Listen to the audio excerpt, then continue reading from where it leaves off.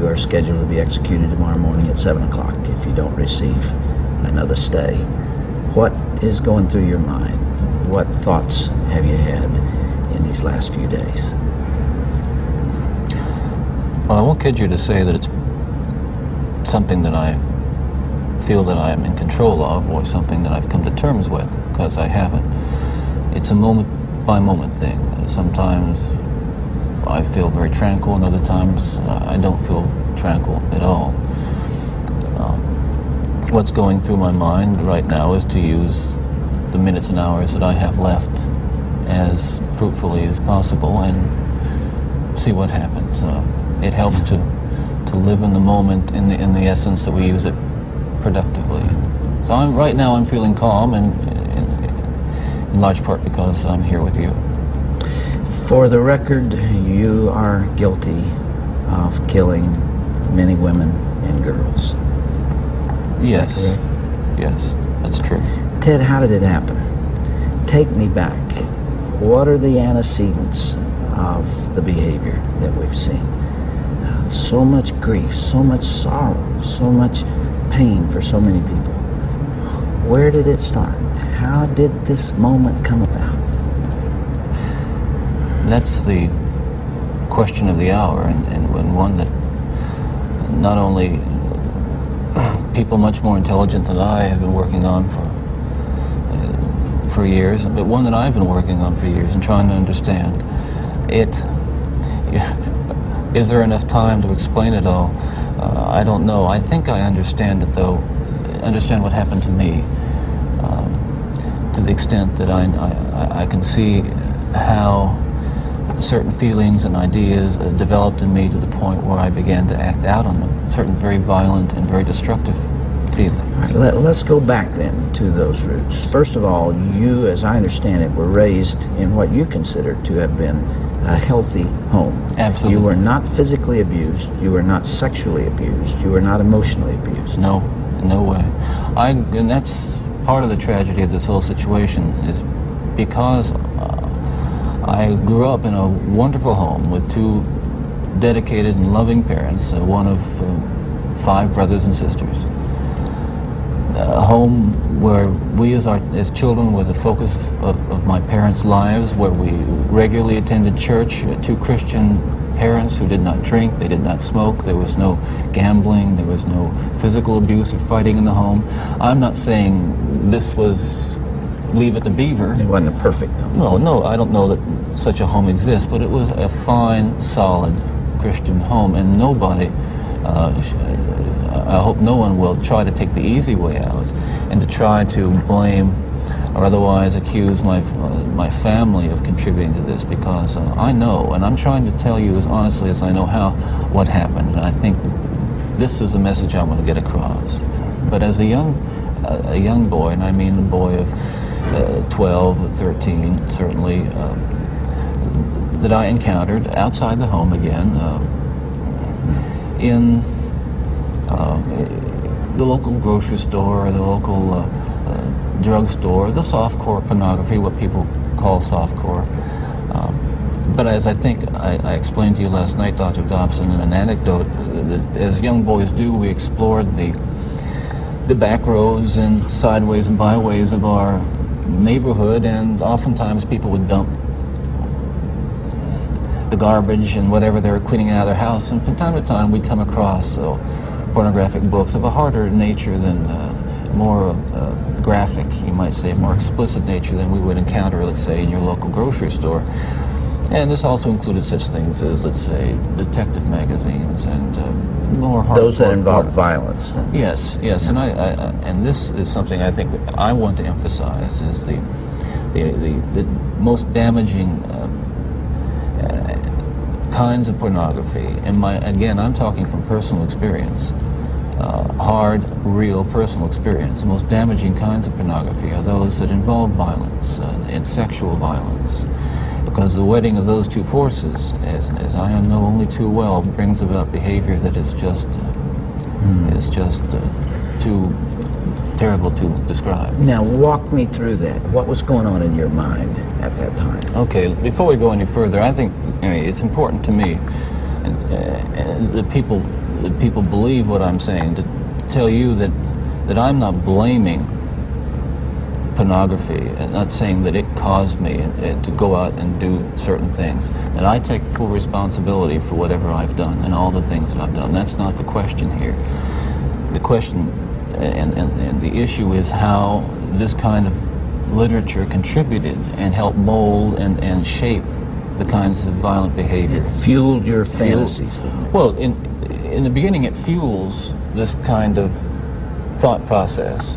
Then at a certain time it's instrumental in what I would say crystallizing it, making it into something which is almost like a separate entity inside. And at that point you're at the verge, or I was at the verge of acting out on these kinds of thoughts. Now I really want to understand that. You had gone about as far as you could go in your own fantasy life with printed material, and you made or printed and video or film magazines, yeah. What have you.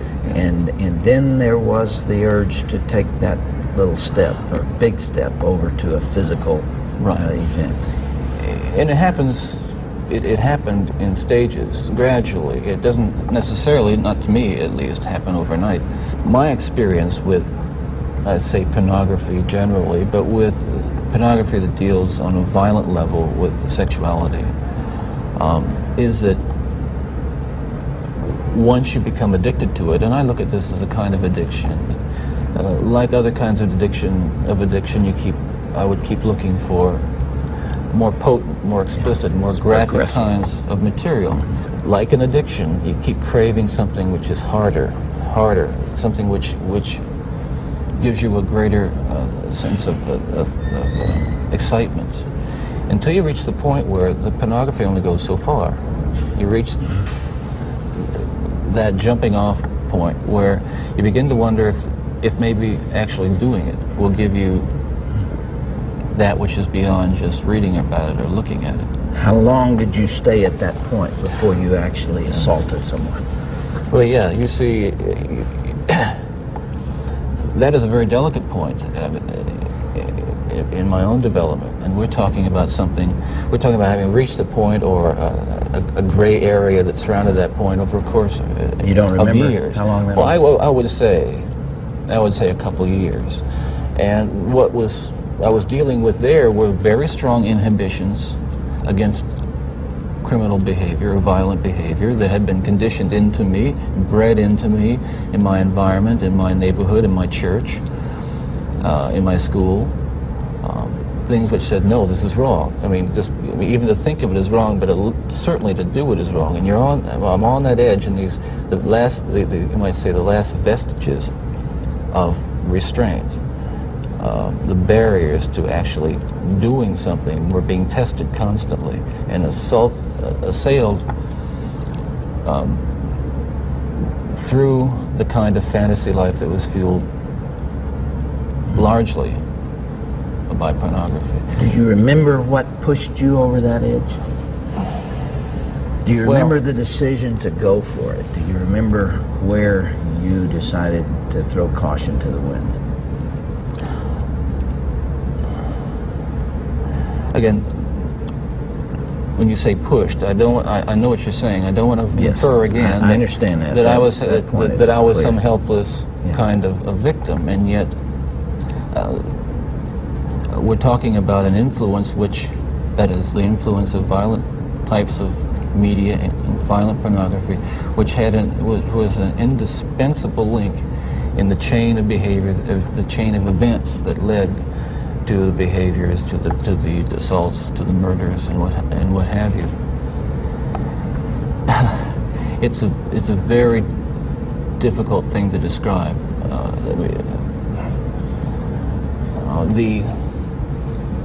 The sensation, of reaching that point where I knew that it was like something had, say, snapped, that I knew that I couldn't control it anymore, that these barriers that I had learned as a child, that had been instilled in me, were not enough to hold me back with respect to seeking out and harming somebody. Would it be accurate to call that a frenzy, a sexual frenzy? Well, yes, that's one way to describe it. A compulsion, a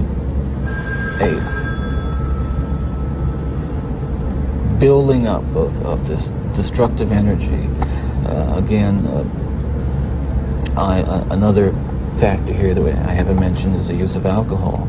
But I think that what alcohol did, in conjunction with, let's say, my exposure to pornography, was alcohol reduced my inhibitions.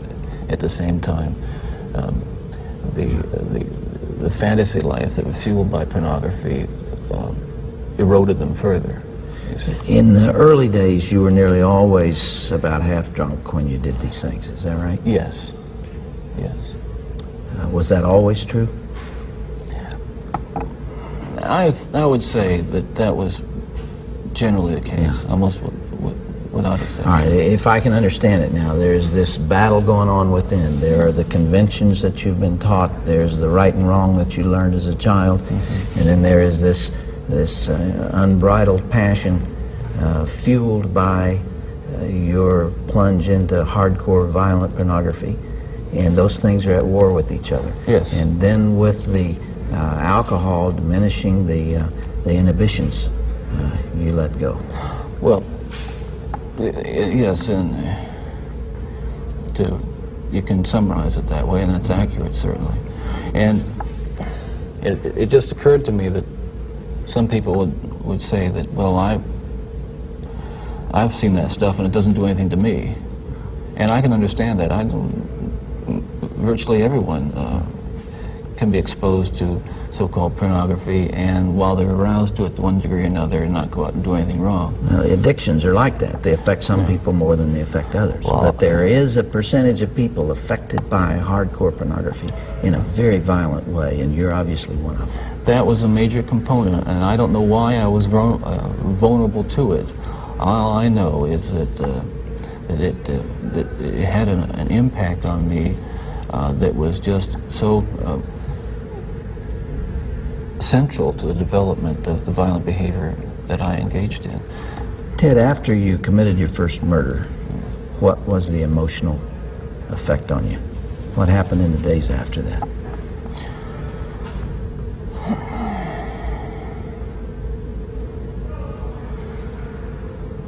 Well, again, please understand that even all these years later, it's very difficult to talk about it, and reliving it through talking about it is difficult, to say the least. But I want you to understand what happened. It was like coming out of some kind of horrible trance or dream. I can only liken it to, after, I don't want to over-dramatize it, but to have been possessed by something so awful and so alien, and then the next morning wake up from it, remember what happened, and realize that basically, I mean, in the eyes of the law, certainly in the eyes of God, you're responsible. To wake up in the morning and realize what I had done, and with a clear mind and all my essential moral and ethical feelings intact at that moment, absolutely horrified that I was capable of doing something like that. You really hadn't known that before?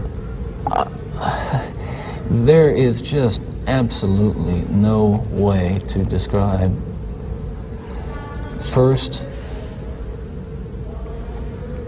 the brutal urge to do that kind of thing, and then what happens is, once it has been more or less satisfied and recedes, you might say, or spent, that sense, that kind of energy level recedes, and basically I became myself again. I want people to understand this too, and I'm not saying this gratuitously because it's important people understand this, that basically I was a normal person. I wasn't some guy hanging out at bars, or a bum, or I wasn't a pervert in the sense that, people look at somebody and say, I know there's something wrong with him, and just tell. I mean, I was essentially a normal person. I had good friends. I led a normal life, except for this one small but very potent and very destructive segment of it that I kept very secret and very close to myself and didn't let anybody know about it. And part of the shock and horror from my dear friends and family years ago when I was first arrested was that there was no clue. They looked at me and they looked at the all-American boy. And I mean, I wasn't perfect, but I want to be quite candid with you. I was okay. Okay, I was. The basic humanity and basic spirit that God gave me was intact, but unfortunately it became overwhelmed at times. And I think people need to recognize that it's not some kind of those of us who have been so much influenced by violence in the media, in particular pornographic violence, are not some kinds of inherent monsters. We are your sons and we are your husbands. And we grew up in regular families. And pornography can reach out and snatch a kid out of any house today. It snatched me out of my home 20, 30 years ago. And as diligent as my parents were, and they were diligent in protecting their children, and as good a Christian home as we had, and we had a wonderful Christian home, there is no protection against the kinds of influences that are loose in the society that tolerates. You feel this really deeply, don't you? Ted, outside these walls right now, there are several hundred reporters that wanted to talk to you. Yeah. And you asked me to come here from California because you had something you wanted to say. This hour that we have together is not just an interview with a man who's scheduled to die tomorrow morning. I'm here and you're here because of this message that you're talking about right here. You really feel that hardcore pornography and the doorway to it, softcore pornography, is doing untold damage to other people and causing other women to be abused and killed the way you did others. Listen, I'm no social scientist and I haven't done a survey. I mean, I don't pretend that I know what John Q. Citizen thinks about this. But I've lived in prison for a long time now.